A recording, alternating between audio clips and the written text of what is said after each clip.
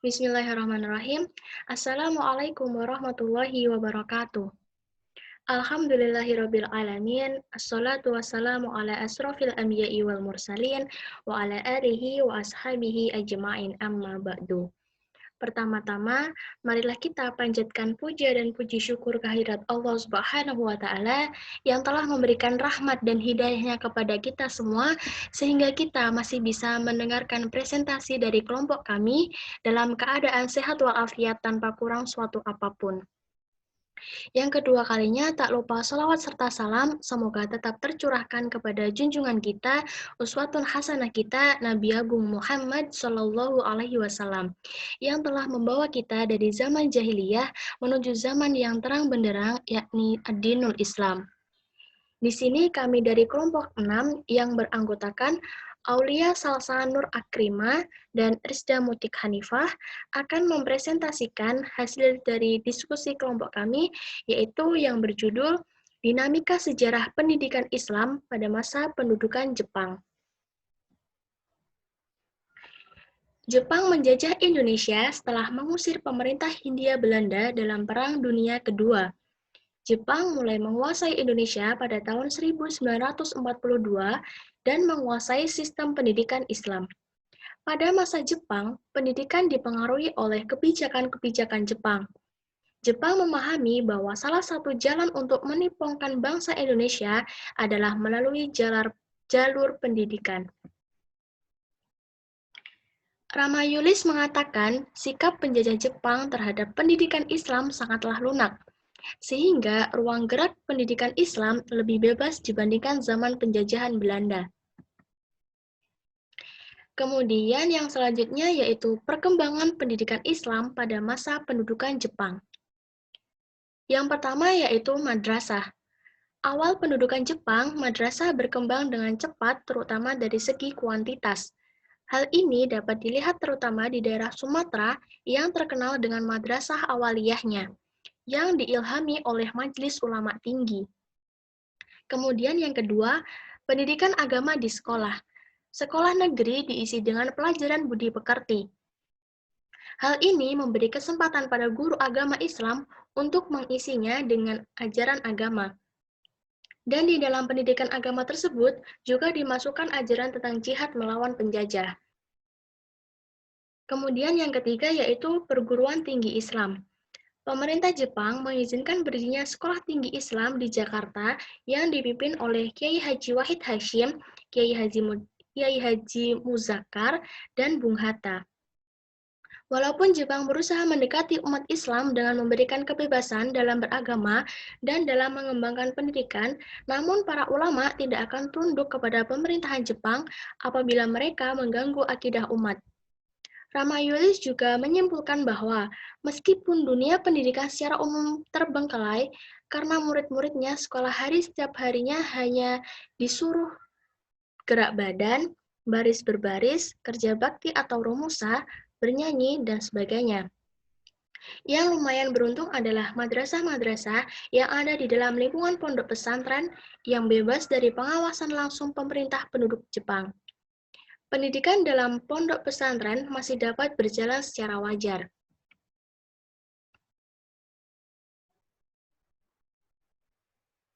Kemudian kebijakan pendidikan Islam masa penjajahan Jepang. Yang pertama, mengubah kantor for Islamic Zaken pada masa Belanda yang dipimpin kaum orientalis menjadi sumubi yang dipimpin tokoh Islam. Yang kedua, pondok pesantren sering mendapat kunjungan dan bantuan pemerintah Jepang. Kemudian yang ketiga, mengizinkan pembentukan Hizbullah yang mengajarkan seni kemiliteran bagi pemuda Islam. Kemudian yang keempat, mengizinkan berdirinya Sekolah Tinggi Islam di Jakarta. Yang kelima, diizinkannya ulama dan pemimpin nasionalis membentuk barisan peta. Dan yang keenam, diizinkannya Majelis Islam A'la Indonesia. Materi yang selanjutnya yaitu kurikulum pendidikan di Indonesia pada masa Jepang. Pada masa pendudukan Jepang, kurikulum yang diterapkan lebih menitik beratkan pada pengajaran disiplin militer. Adapun kurikulum yang diterapkan pada masa pendudukan Jepang di bidang pendidikan yaitu kurikulum sekolah rakyat atau Kokumin Gakko, yang isinya meliputi pengajaran tentang menulis, membaca, berhitung, berbahasa Jawa, sejarah bahasa Melayu, menyanyi, senam, olahraga, budi pekerti, pekerjaan tanam, kebersihan dan kesehatan, menggambar, ilmu bumi, berbahasa Jepang, serta badan manusia dan ilmu alam. Kemudian untuk materi selanjutnya akan disampaikan oleh Mbak Salsa. Kepada Mbak Salsa kami persilahkan. Ya, terima kasih Mbak Rizda. Kali ini kita akan membahas yaitu materi apa yang dipelajari pada masa penjajahan Jepang.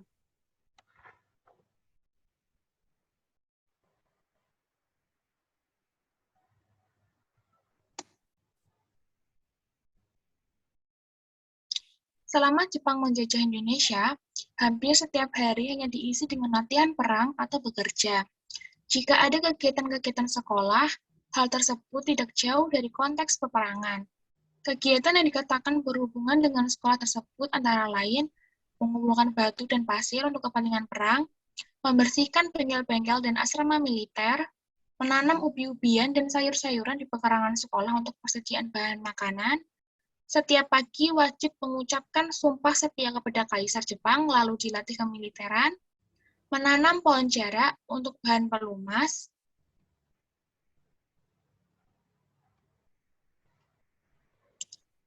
dan pendidikan semangat Jepang atau Nippon Seishin, pendidikan dan adat istiadat nyanyian Jepang atau Kimigayo, pendidikan senam dan olahraga atau Taiso, pendidikan tentang dasar-dasar pertahanan seperti latihan fisik dan kemiliteran, Koiren, dan ilmu bumi dan melakukan kerja bakti atau Kinrohoshi. Lalu kita membahas metode pendidikan. Di sini ada dua, ada metode klasikal dan metode pengajian. Yang pertama, metode klasikal dilaksanakan pada pagi hari dan diselenggarakan di sekolah-sekolah melalui kegiatan program kulikuler dan kegiatan ekstrakurikuler yang berfokus pada pengembangan kemampuan belajar lebih lanjut. Dan yang kedua ada metode pengajian dilaksanakan oleh kiai secara jama'i dalam kelompok besar dan diselenggarakan di pondok-pondok pesantren yang menerapkan bandungan dan sorogan, di mana seorang ulama mengajar santri-santri berdasarkan kitab-kitab yang ditulis dalam bahasa Arab oleh ulama-ulama besar sejak abad pertengahan. Lalu kita membahas sarana dan prasarana. Yang pertama, pada masa pendudukan Jepang, gedung dan ruang kelas menjadi tempat belajar setiap harinya. Selain itu, peserta didik yang belum mahir dalam membaca dan menulis akan mendapatkan pelajaran tambahan di sore hari yang bertempat di rumah-rumah warga yang luas ataupun juga di balai desa. Para peserta didik setiap akhir pekan juga dipinjami buku agar mereka dapat membaca dan menghafalnya. Dan prasarana lainnya yang digunakan untuk kegiatan pembelajaran selain di sekolah, yaitu menggunakan gedung pemerintah di Balai Pustaka Jakarta. Di tempat tersebut, para peserta didik diajarkan kursus bahasa Jepang dengan seorang guru yakni WJS Purwa Darminta. Dan yang terakhir, pelatihan dan kursus bahasa Jepang tidak hanya dilakukan di sekolah-sekolah dan balai pustaka, tetapi untuk menyebarkan pengaruh bangsa Jepang dengan cepat, maka dilakukan kursus di setiap jalanan kota Jakarta. Lalu kita akan membahas lulusan pendidikan pada masa pendudukan Jepang. Jepang melakukan propaganda di bidang pendidikan agar memperoleh simpati dari masyarakat Indonesia. Penyelenggaraan pendidikan pada masa pendudukan Jepang berada di bawah pengawasan dan pengaturan badan yang dibentuk oleh Jepang, yakni Naimubu. Pada masa pendudukan Jepang, Jepang mengganti sistem pendidikan yang diterapkan sebelumnya pada masa pendudukan Belanda, yakni dengan menyeragamkan sekolah dari tingkat dasar selama 6 tahun, sekolah menengah pertama selama 3 tahun, sampai sekolah menengah atas selama 3 tahun. Selain itu, Jepang juga mendirikan pendidikan kejuruan di antaranya dalam bidang pertukangan, pelayaran, pendidikan, teknik, dan pertanian. Jumlah sekolah dasar dan murid mengalami peningkatan apabila dibandingkan dengan masa pemerintah Belanda. Murid-murid juga diberikan latihan fisik, latihan militer, dan indoktrinasi yang kuat karena tujuan dari penyelenggaraan pendidikan adalah untuk mempersiapkan penduduk Bumi Putra sebagai prajurit dalam Perang Asia Timur Raya. Jadi, memang sejak awal, Jepang mengadakan pendidikan untuk masyarakat Indonesia adalah untuk kepentingan mereka sendiri, yaitu agar lulusan para Bumi Putra bisa dijadikan prajurit untuk menghadapi Perang Asia Timur Raya nanti. Demikian materi yang dapat kami sampaikan. Apabila ada salahnya kami mohon maaf. Billahi taufik wal hidayah. Wassalamualaikum warahmatullahi wabarakatuh.